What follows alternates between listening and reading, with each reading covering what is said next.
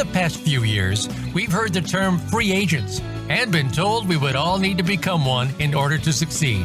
The recent economic structures have helped to promote this concept as reality. Where do we get the tools to take control of our career path in the present and future? Welcome to The Career Confidant with your host, Marie Zimenoff. Marie and her guest experts are here to provide you with the tools you need to move forward and achieve your career goals. Now, here is Marie Zimenoff. Hello and welcome to The Career Confidant, and we're glad that you're joining us here today. And we've got a treat for you because today we're going to talk about how we get started in the career process. What happens when you're thinking about making a transition or a change or writing your resume? Where should you start?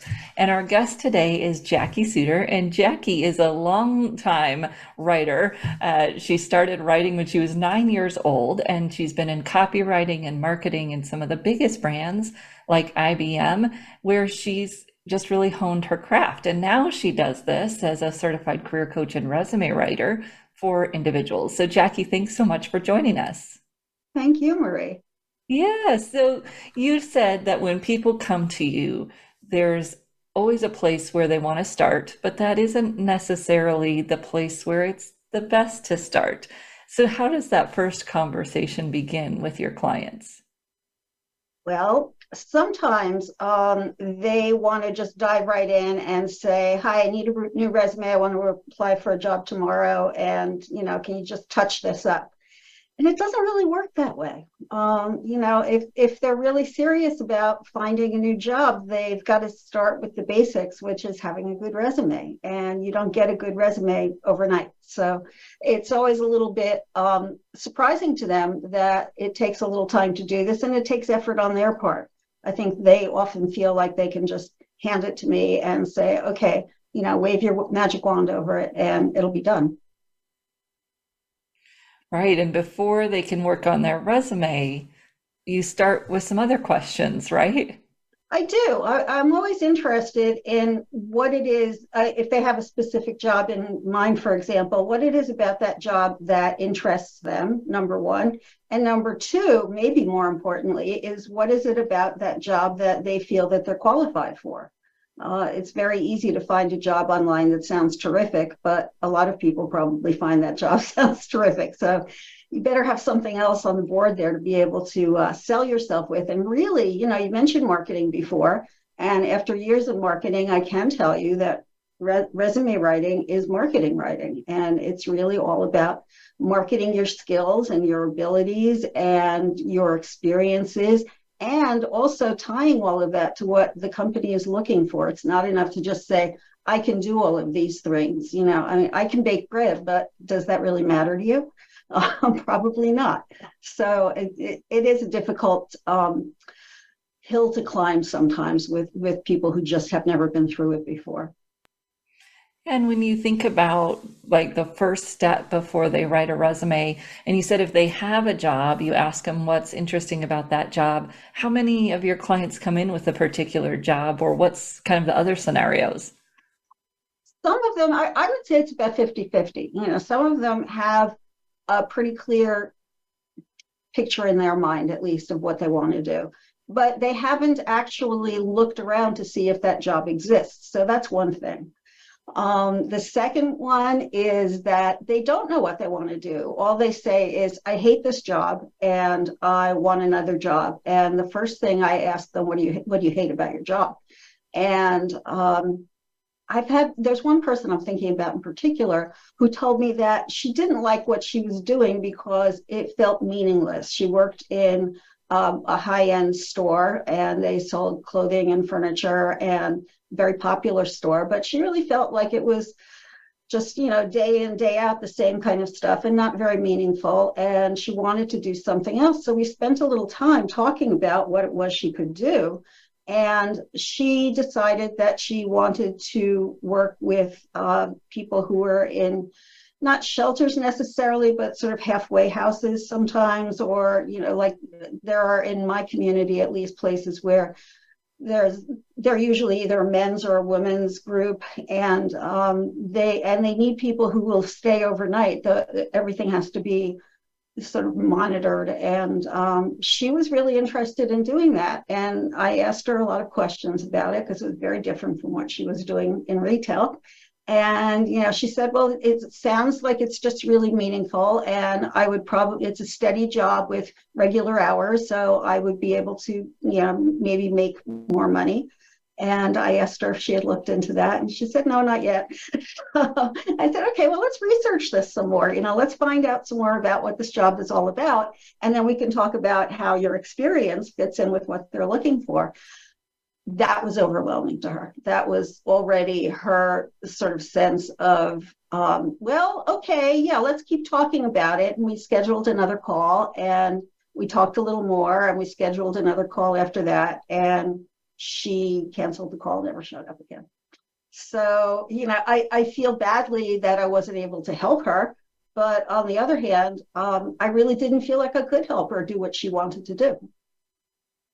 Yeah, well, and that's why the exploration process is so important, and for people to understand that it takes some time to figure out where you want to move to. And going through that process would really be helpful for her. It sounds like she maybe wasn't quite invested in the process. Yes, I think, and everybody has this this idea that everything's better except for your job. Everybody's job is better than yours. Everybody's house is nicer than yours. We all go through that to some extent.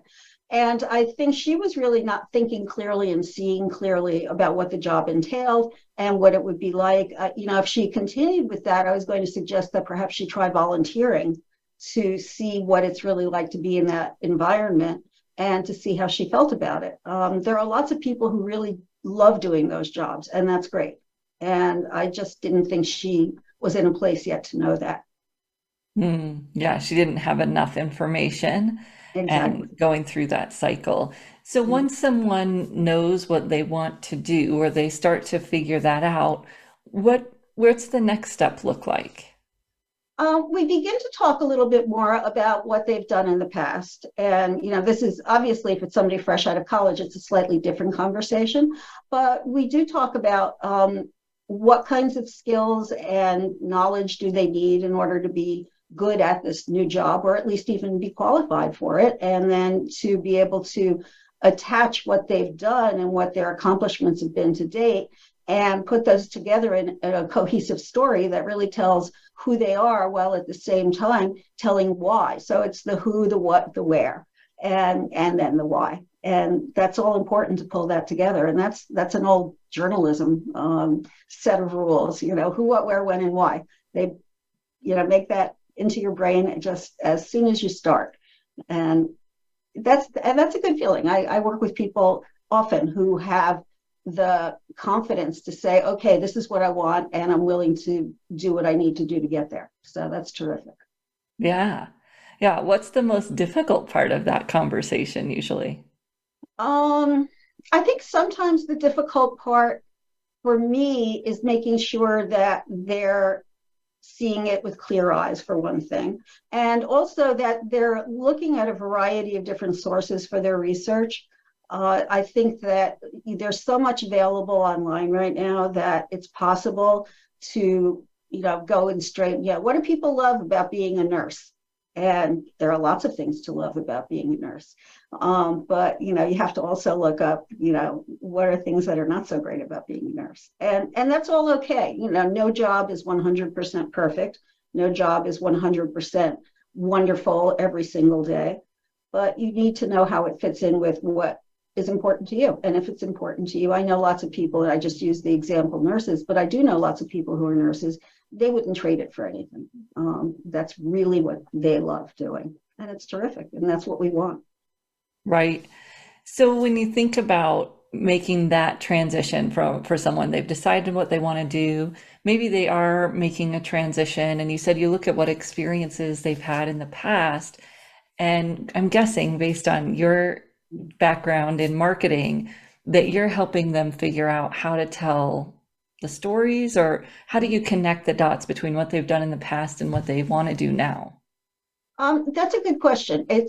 for me, something that I'd like to dive into because I really, first of all, enjoy that. And second of all, I think it's really helpful to my client to be able to think about things in a particular light. And in this case, it's really about just, trying to get them to see what a day in the life would be like. And I often, especially with people who are just out of college, I ask them to find a couple of people who have that job and, ask them if they would willing to be spending maybe 10, 15 minutes on a call and answer some of your questions and tell you what it's like. And at first, their general reaction is, no, I'm not doing that. Talk to a stranger. I can't do that. And, we practice, we go through it. And one of the most gratifying things for me is that a few years ago, I worked with a young woman who had just finished her master's degree. And it was an interesting degree, but I would say that there are probably only maybe 100 positions for somebody who does that in any one city. And she was beginning to realize that. But she had all these other skills. She was, for example, to earn money while she was in graduate school, she was a bartender. And she learned all kinds of things about talking to people and, standing behind the bar and, getting people to order another drink. Plus, she was really interested in their stories. And she was great at that. And eventually we evolved to the point where what she was looking for was more along the lines of talking to people than it was about just doing something. And she was really thrilled. She ended up getting a terrific job. We talked about networking, which is a really big, it was a big thing for her to do. It was very uncomfortable at first, but she was so proud of herself after she did it. And in fact, she was so proud of it that she wrote a blog post about it. And she said, if you haven't done it yet, you should. It's great. And I just thought that was cool. That was really fun. Yeah. What a transformation. Well, Yes. We're going to take a short break. And when we come back, we're going to talk a little bit more about how the pieces of the resume start to come together, especially when you're making that transition. So we'll take a short break and we'll be right back here on the Career Confidant in just a few minutes.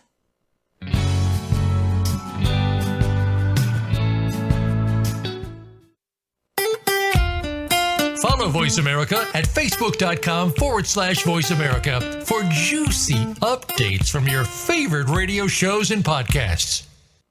You know that the career landscape has changed and that you need to be proactive about managing your career.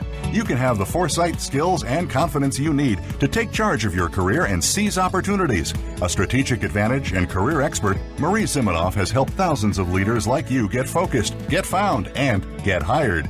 Visit getcareersmart.com to find out more. That's getcareersmart.com or call 800-521-2080 to schedule your complimentary consultation. Do you need directions to solid financial future? If so, the Money Answer Show with Jordan Goodman will provide you with a roadmap to making smart money decisions in every area of your personal finances. Join Jordan every Monday at 12 p.m. Pacific Standard Time, 3 p.m. Eastern for the Money Answer Show on the Voice America Business Channel. Learn how and where to get the best deals on mortgages, cars, and insurance. Find out the best ways to save for college and retirement, get out of debt, improve your credit rating, and save on your taxes. The Money Answer Show with Jordan Goodman will provide you with great tips on investment opportunities in real estate, stocks, annuities, and other investment vehicles. That's the Money Answer Show with Jordan Goodman on the Voice America Business Channel every Monday at 12 p.m. Pacific Standard Time.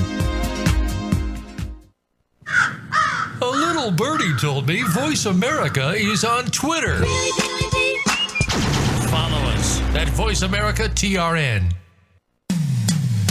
When it comes to business, you'll find the experts here. Voice America Business Network.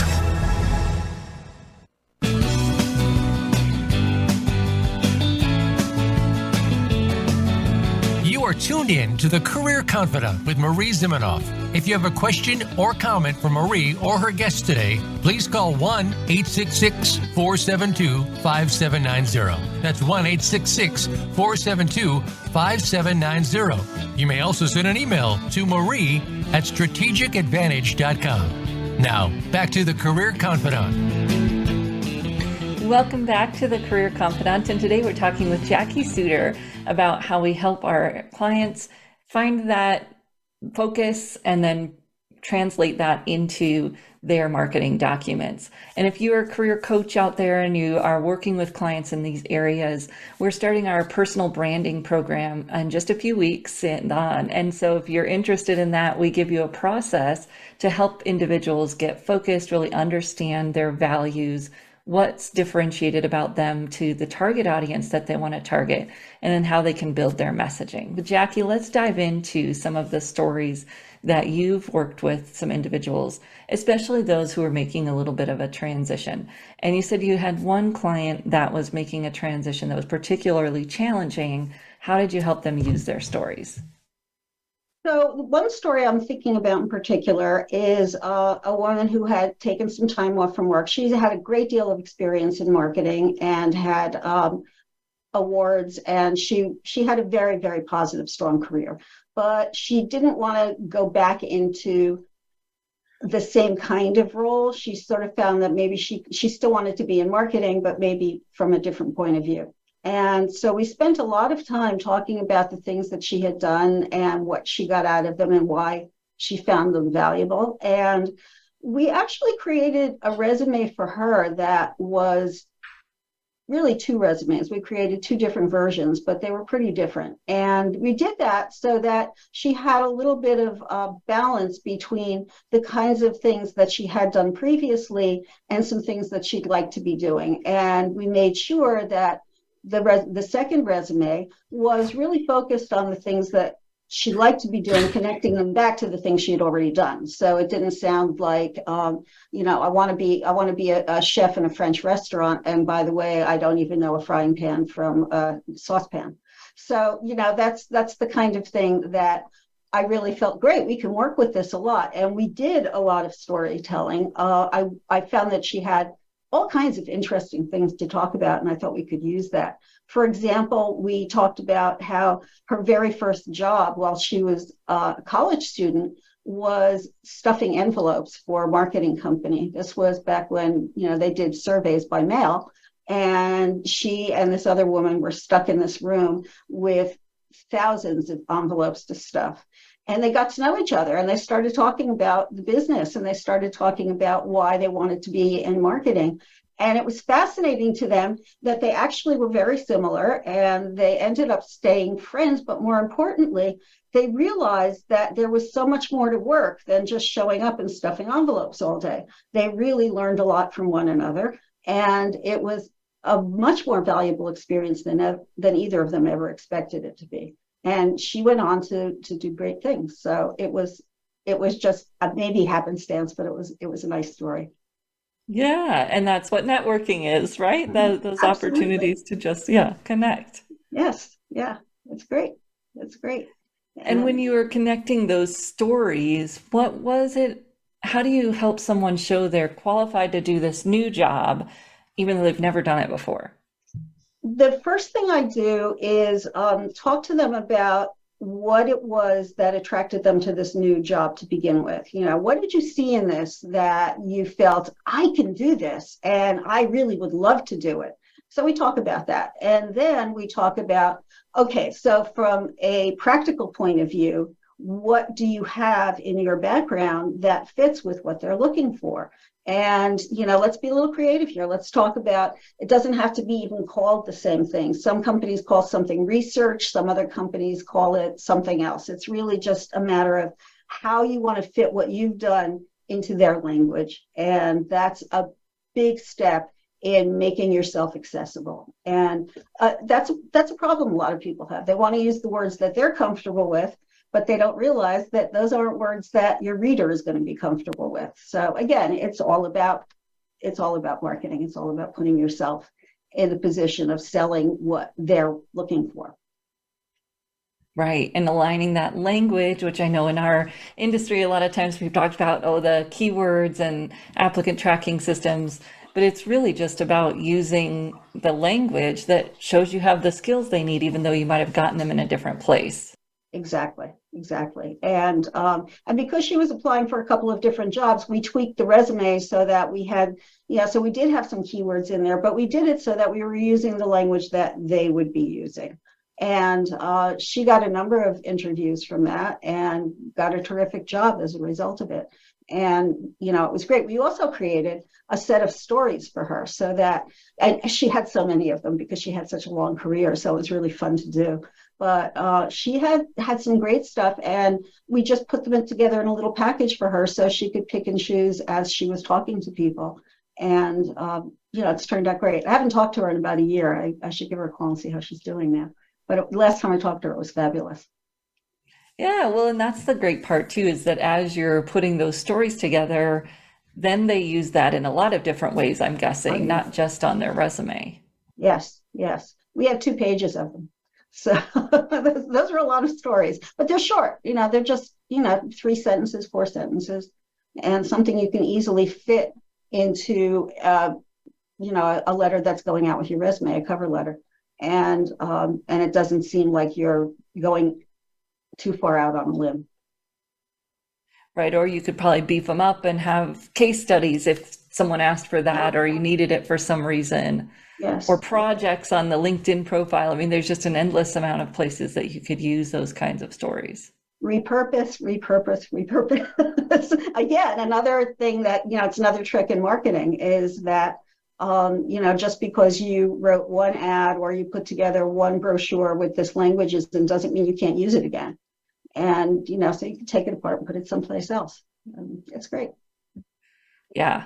Well, tell us another example where you had somebody that was transitioning and they were trying to connect those dots. I don't know if you want to go back to the person that was bartending, or if you've got another one in your mind. It's hard for people to see this, so it's always great to get a couple examples. Yeah, let me think for just a second. I realize I've talked about a couple of women, so let me see if I can talk about a male. So there's a man that I worked with, and I have to be honest with you, I don't know what he's doing right now, but he had spent a great deal of time in his career working in typeface and graphic design. And he had actually designed his own typeface, and which he was very proud of. Unfortunately, these days, those kinds of typefaces don't mean very much because there are so many already available. It was too out there. And so he wasn't really making money from that, and he wanted to be able to go back. And he had some other flaws, maybe call them. He never finished college. His story about that was that he was so excited to go out and start working that college just seemed like it would get in the way. So, there was that as well. But we did work together on talking about what he did and how he accomplished it and how he goes about solving problems. And I think a lot of people don't realize that people in arts don't necessarily just say, oh, I'm going to make this a nice looking photo, or I'm going to, it's really strategic, and it really needs to be able to convey the brand message that is out there.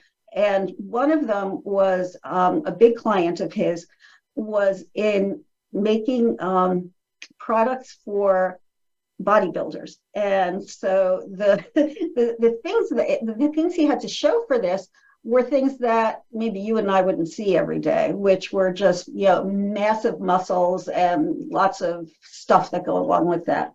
And I was a little concerned that if he was going to use that to apply for a job that wasn't in that industry, it would be a turnoff.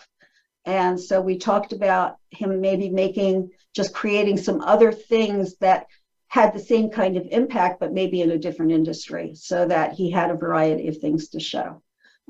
He was also dead set into having every single job that he ever had on his resume, which would have put it onto 3 pages.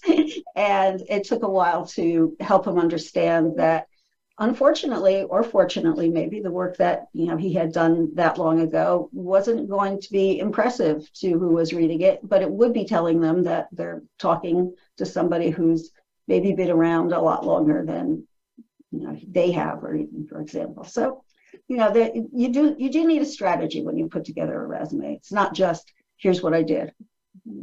Well, and sometimes you come up with new stories, or you take a class, or you do a volunteer project or something Mhm. to have those relevant stories in addition to the background. Like you said, if you're not able to use what you've designed for your portfolio for the next industry, maybe there's pieces and parts you could pull from it, but you might take on some new projects or some volunteer projects, and that kind of creates that bridge from where you've been to where you want to be.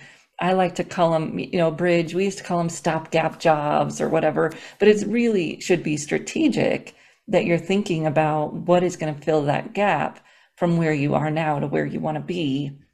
And how do you get that experience? You were talking earlier about someone, volunteering to get that experience. I like for people to do something that involved after they've made that decision. So they do their research, then maybe do some informational conversations, but then once they've made the decision, they shadow or they volunteer or they do something to not just make sure that's where they want to go, but to also fill that gap. Exactly. And I have a client who did that with education. She had been working in, I don't always know how I attract all these people who work in marketing, but it seems like it's an unknown crowd. But there was somebody who found me and said that she really wanted to get back into marketing. She had done some other things. She has a master's degree in elementary education. She taught for a while. And she wanted to really just get back into what she had been doing previously, which was in marketing. And she had very specific ideas about it. And she had used a lot of her time to volunteer, to take advantage of the fact that she had these skills that were in demand. And she could spend a few hours a week helping out and then having something to show for it. And that worked really well for her. Yeah. And I know you probably do too. I always encourage people not to necessarily label it as volunteer, consulting, marketing consulting. There's a lot of other words we can use that are going to be more the language of the person that's hiring us, versus volunteer might be something that people dismiss. So, Jackie, what can people do to find you? Where are you sharing content that they can follow along with and learn more from you? Well, this is my goal for the next few months. I just redid my resume. And so now I feel comfortable sending people to, not my resume, my website, excuse me.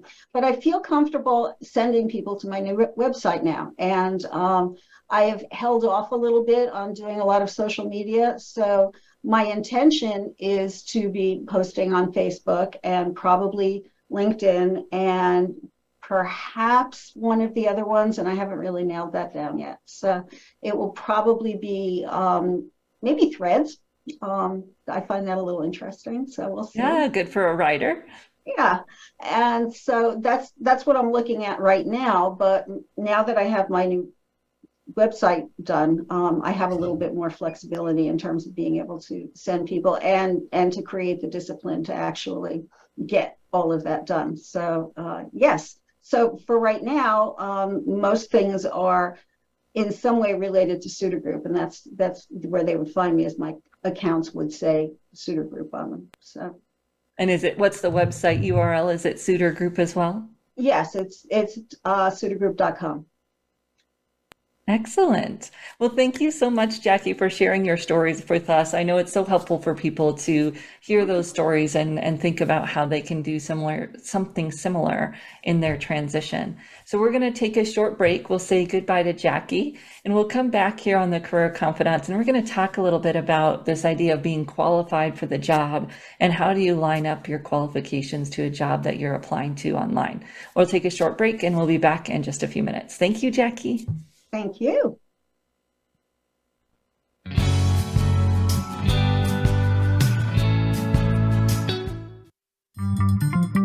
Voice America is on LinkedIn. Connect with us today. You know that the career landscape has changed and that you need to be proactive about managing your career. You can have the foresight, skills, and confidence you need to take charge of your career and seize opportunities. A strategic advantage and career expert, Marie Zimenoff has helped thousands of leaders like you get focused, get found, and get hired.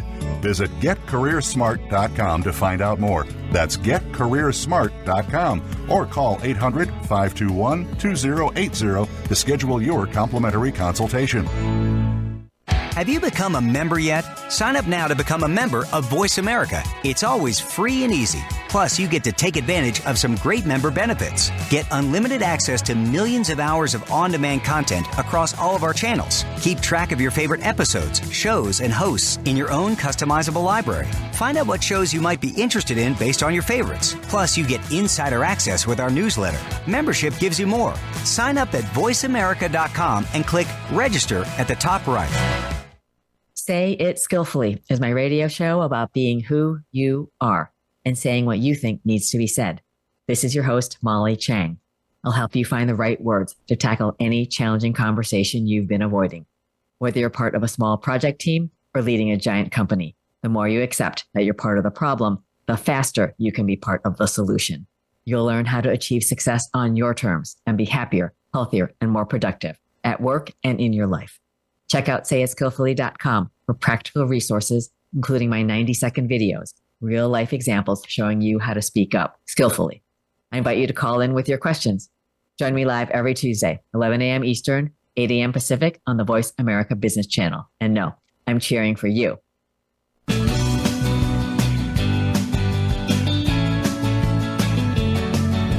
You are tuned in to The Career Confidant with Marie Zimenoff. If you have a question or comment for Marie or her guest today, please call 1-866-472-5790. That's 1-866-472-5790. You may also send an email to marie@strategicadvantage.com. Now, back to The Career Confidant. Welcome back to the Career Confidant. And today we were talking with Jackie Suter about how you can help yourself connect the dots when you're making that career transition. So really understanding what it is that is interesting in that new job, what are the qualifications they're looking for, and then how do you line up your stories from your existing work experience or course experience or volunteer experience and show that you're demonstrating the qualifications for this next job. And we're going to talk about two different areas that we want to focus on. The first is what we call at Career Thought Leaders your personal brand. It's your unique promise of value. And what this means is that you figured out your stories, your unique background, but that you've also figured out your audience and how it adds value to them. Because it can't just be, hey, I've got these cool stories. If you haven't thought about the audience and how it adds value for them, it's just a disconnect. It doesn't mean anything, or perhaps it's intriguing, but it doesn't have value to them and the job they're hiring right now. So it's, oh, that's cool. And then they pass it on. So we want to figure out how to connect those pieces. What's unique about you? What do you do over and over again to be successful in your work, in your life, in your volunteer experiences? That's the promise, is that piece of you that shows up in everything that you do. And then our ability to connect that unique promise to the value it offers for the organization. And that's what causes differentiation. Now, differentiation, again, it isn't just how am I different. If I say, oh, I'm different because I've been a bartender, as Jackie was talking about in one of her stories, if that's your difference, but you can't connect it to value for the audience, it's not going to land. In fact, it might be kind of weird, or it might make you even sound like you're not qualified for the job. We have to be able to connect all the pieces in to make this work. Now, what I find a lot of times is that people think about who they are and they start to dig in there. Although there's always more self-discovery that we can do there, but they start to dig in there, and maybe even they come up with some of the themes of what they've done in the past that makes them successful. What is that unique promise? But then they kind of drop it there, or they tell those themes in their language, and so it falls flat. So we've got to take it to that next step of really figuring out, okay, what is my audience looking for? What's really important to them? And when I'm applying for a job, that they make that kind of easy. There's a job description. There's profiles of other people that are doing that job. There's profiles of people that have done that job. We can do our research and find out what are they really looking for in that job, what really matters. And then we take the time to connect our unique promise to that value, and then you have differentiation. Now we have what makes you different in a valuable way. How does your difference add value? And when you can connect those dots, it shows much more. So I don't have the bartender stories, not mine, so I'm not going to dive in there, but I worked with a woman once who had been an executive assistant to some pretty high profile people. And after she had done that for an amount of years, she decided she wanted to go back and get her counseling degree and become a counselor. When we were putting together her brand, of course, we had the new counseling experience that she'd received as her practicums and internships and those types of things. But we didn't want to lose this 10 years of experience she had as an executive assistant because it made her different, especially than other people who were maybe just graduating with a counseling degree and didn't have any real work experience before that. So when we were thinking about drawing in those stories, we were looking for stories that demonstrated the same competencies that she would need to demonstrate as a counselor: working with groups, facilitating challenging conversations, maintaining confidentiality. And so we led with her counseling training and practicums and internships because those were the most relevant. But then we also included that information about her past work experience and the challenging conversations and situations she'd been in that job, so that it backed up the fact that she was different and brought a world skill that maybe some of her other colleagues didn't bring if they had not had that type of work experience before going and getting their counseling training.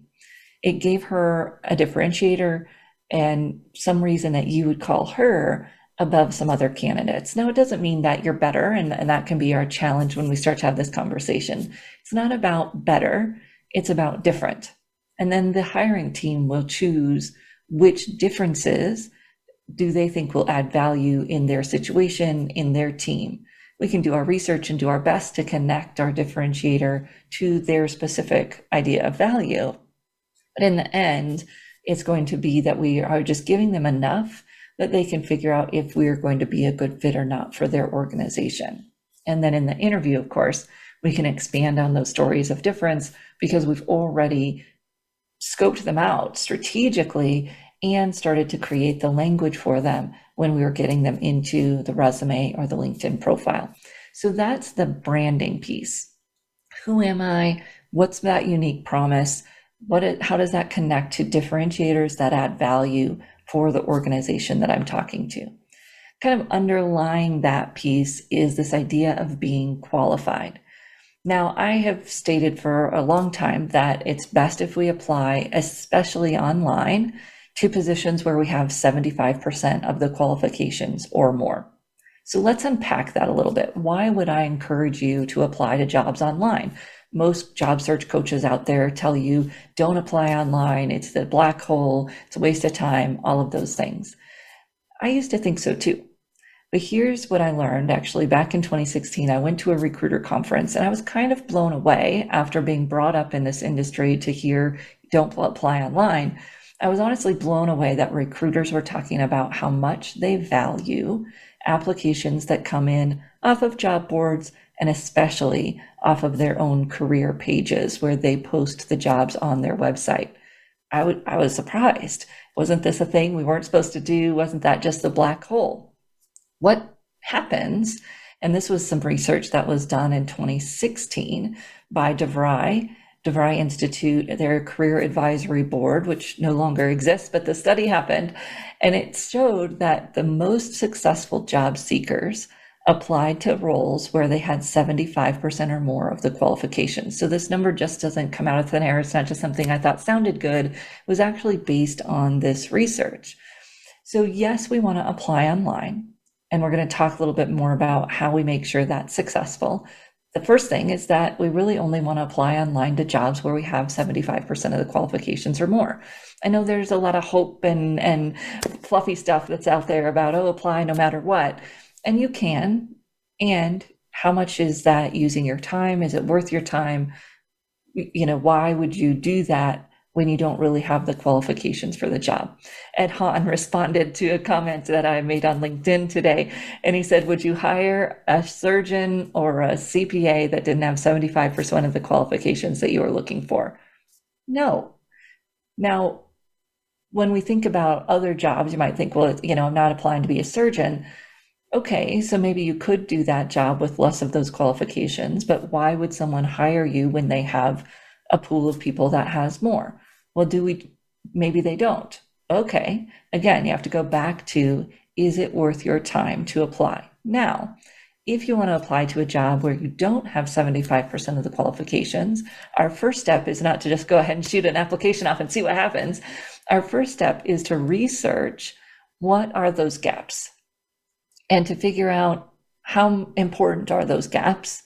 How might I fill those gaps? Could I address those gaps on my resume in some way? Do I have the qualification? I just have to connect the dots. Because then I'm doing my research and I'm figuring out what is going on there.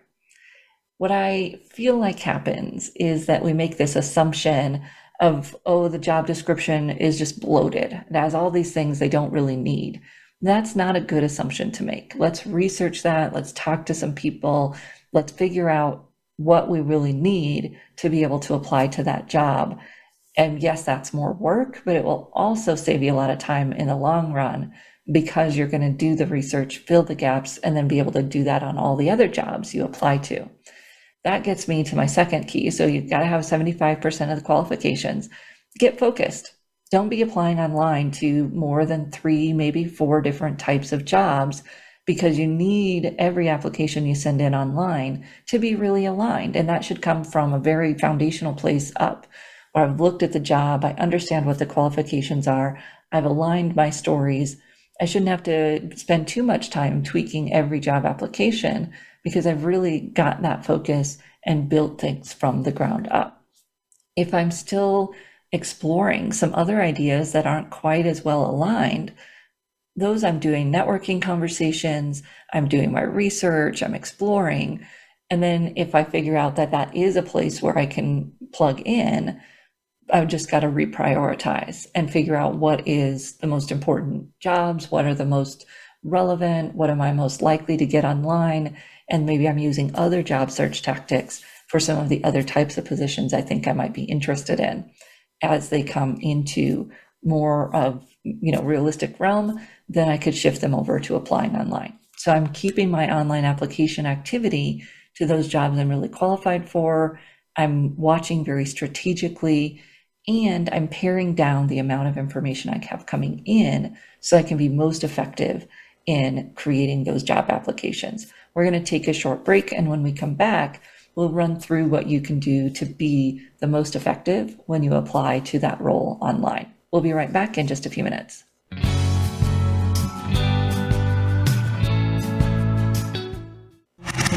Voice America is on your favorite smart speaker. If you have Alexa or Google Home, go ahead and give us a try. Hey Alexa, play Finding Your Frequency podcast on TuneIn. You know that the career landscape has changed and that you need to be proactive about managing your career. You can have the foresight, skills, and confidence you need to take charge of your career and seize opportunities. A strategic advantage and career expert, Marie Zimenoff has helped thousands of leaders like you get focused, get found, and get hired. Visit getcareersmart.com to find out more. That's getcareersmart.com or call 800-521-2080 to schedule your complimentary consultation. Are you a business owner, 1099 contractor, part-time employee, or volunteer who needs group health coverage you can actually afford? Do you know a nonprofit who would benefit from unlimited zero-cost funding? How about cost reduction, school safety, mental health wellness, and more? All these and more are fair game on Finding Certainty. If you want more certainty in your own life, you are not alone. Join us each Friday at 9 a.m. Pacific, 12 p.m. Eastern on the Voice America Business Channel. Find your own brand of certainty and realize your personal American dream with Finding Certainty, hosted by Patrick Lang. Let's unwrap the certainty experience together. Voice America Business Network, the bottom line in business.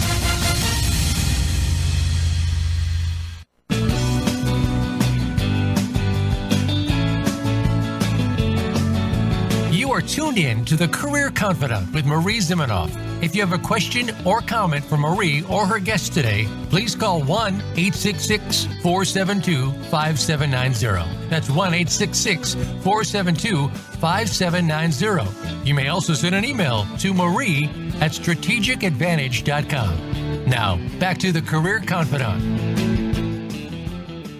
Welcome back to the Career Confidant, and today we've been talking about how to maximize your results when you're applying online and especially when you're applying to a new role.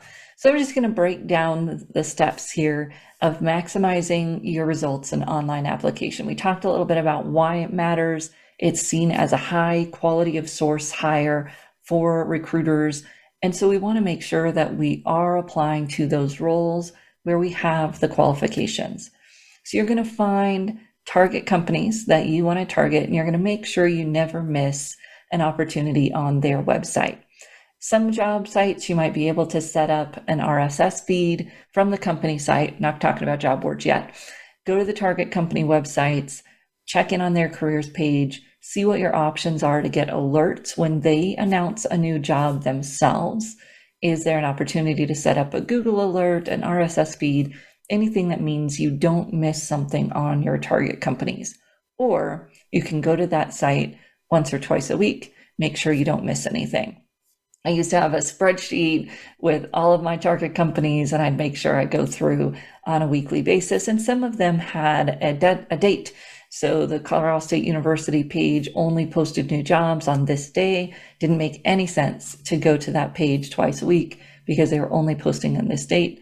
And then you knew you could go and find the new jobs. So figure out a system that works for your target companies, whether that's, a project management system or a simple Excel sheet or Google or RSS feed, depending on what the company has.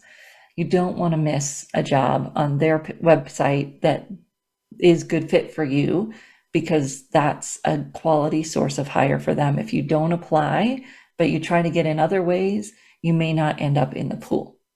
You always still try to get in other ways. We're going to talk about that for a minute. Then you want to think about what job boards are the most relevant for you. I usually recommend people choose one or two of the bigger job boards or job aggregators like Indeed, Monster, Career Builder. Recently, Indeed has, kind of been seen as the more quality space, but you've got to test it and figure out for you. So you might set up alerts on a few of those types of sites and then pare it down as you get the jobs, which one gives you the best information, and eliminate the others so that you don't have so much junk coming in your in-mail. If it makes sense for you, you could post your resume on those sites, but don't consider that to be like applying, right? You put your resume up there, make sure you don't have your address information, those types of things up on it. You might want to refresh that on about a weekly basis, per the tip from Ed Hahn. And don't think of that as a job search strategy necessarily. It's something you want to do, but you need to make sure you're doing these other things. Going to the sites, looking for the jobs, setting up alerts as well, so that you can actively apply when something hits that 75% or above threshold. So when you're doing that, you also want to consider LinkedIn's jobs feature. There are some companies that post more on LinkedIn than anywhere else. They're not going to pay for Indeed or something like that because they're already paying for LinkedIn. You can use LinkedIn's jobs feature. You can set up an alert. They've got some really great things you can filter by: location, industry, salary, if the company hires someone who's been justice involved before. So check out all of those filters and set up some good quality alerts for yourself. If you testing some different keywords or different job titles, do that and then get rid of the ones that don't work for you. You can usually find the right job title by looking at the resume feature there in LinkedIn, and you just type in a job title and it will bring something up for you. Actually, even in your profile, type something into the title and see what it brings up. And then the LinkedIn Explorer, if you just Google LinkedIn Explorer, you'll find a site where it tells you all of the titles and keywords that are aligned with titles, and you want to make sure your profile has those. if you're going to be using LinkedIn to apply. So you've narrowed down your titles. You're focusing in on what job boards are the right fit for you. You've got your target company list you're going through on a regular basis, and you're really thinking about being as strategic as possible in that job application process, which means that you've got to focus. You've got a good resume built on the foundation of that focus. So these, maybe 2 or 3 jobs I'm targeting, and I don't have to spend a ton of time targeting each individual resume because I've got that foundation. If you find that you're spending a lot of time targeting a resume, it may mean that you need to do some more work on the general overall focus. Make sure you've got that down so that your document has that strong foundation and less keyword matching is required. Some will always be, but it shouldn't be, a ton of work every time. When you're doing those online applications, then you want to make sure you follow the directions, answer every question that it asks for you. Although it's annoying, you don't want to say, see a resume. You either want to copy and paste, or you can create a text-based version of your resume that makes it easier to copy and paste. You don't want to necessarily upload that one, but you can use it to copy and paste if you have to. This is why you only want to apply to the jobs that are really meaningful, because you got to do it right, or you might as well not do it at all. And so be selective instead of crappy quality. Be selective, apply to the ones that matter. Then you align your keywords, you follow all the directions. You'll be surprised at the amount of people who get kicked out because they don't follow the directions. Be careful when you're answering those questions at the beginning of the application process, when it's asking you, do you have X many years of experience, etc. Those are what they call knockout questions. So oftentimes, if you feel like your application is getting immediately rejected, it has nothing to do with your resume, but it can be how you're answering those initial questions. So be careful about that and ask HR, ask your colleagues if you think that might be one of your challenges. Then you want to do your follow-up. Ideally, you've been networking aligned with this idea of target companies, and you already have someone inside the organization that can submit a referral form on your behalf or put in a good word with the hiring manager. Make sure that your application gets seen. That's ideal, is that you already have someone you've been talking to in that company who can help you get seen at a better light by being that champion for you. If not, you might have an opportunity to reach out to someone and say, hey, I was looking at this position. Before I applied, I wanted to see if you had any insights for me. If you've got a connection, it's maybe a loose connection. If it's a cold call, you could try that, see what happens. And then after you submit that application, I tell you to do follow-up in whatever way they don't tell you not to. So you don't want to break the rules. If they say don't call, don't call. But you could email, make sure they got it. Connect on LinkedIn with the recruiter in charge if you can find it and ask if they got it. Do whatever you can do to follow up in a professional, appropriate way without breaking the rules. We used to also send hard copy follow-up documents when it was appropriate and we were able to, just again to show that interest, show that initiative, and be a standout in the application process. So you've now gone through the entire process. You apply, you do your follow-up, do whatever you can do. And then now that company is on your target list, right?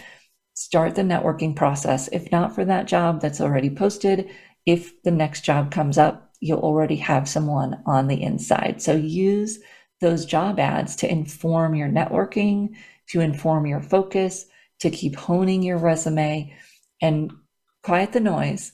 Keep it to the ones where you're well qualified, and then keep networking and exploring so that you can add other opportunities to your list that aren't on job boards, but can add value. We don't want to get stuck in the job boards. And in fact, if you follow that process that we just talked about, you can optimize your activity there so you have more time for networking, more time for making sure you're that referred candidate, even though you'll still want to apply online.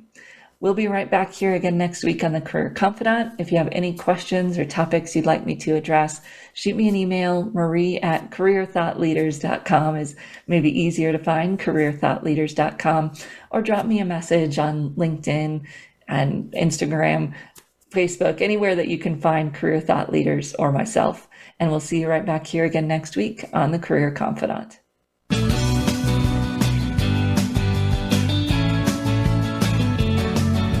Thank you for listening to The Career Confidant. Marie Zimenoff will return again with another terrific guest next Monday at 2 p.m. Eastern Time, 11 a.m. Pacific on the Voice America Business Channel. Be sure to join us then.